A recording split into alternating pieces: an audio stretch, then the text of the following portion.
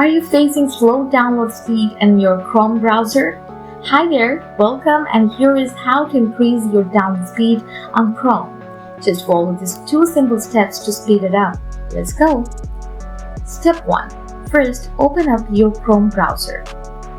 And in the address bar, type chrome//flags and press enter. Don't worry, I will leave this command in the description below. Now, in the search box, type parallel and you will see the parallel downloading option. Just enable it and it will make your downloads faster. After enabling it, hit relaunch and move on the next step. Step 2. After Chrome reopens, click on the 3 dots in the upper right corner of your screen. Then, click on Settings. Now click on Privacy and Security. Then, scroll down a bit and click on Security. Now, scroll down to the bottom.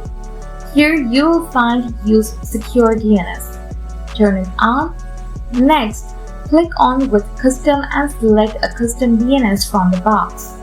Here you can use OpenDNS, Cloudflare, NextDNS, or Google. After selecting your preferred DNS, close the tab and check your download speed.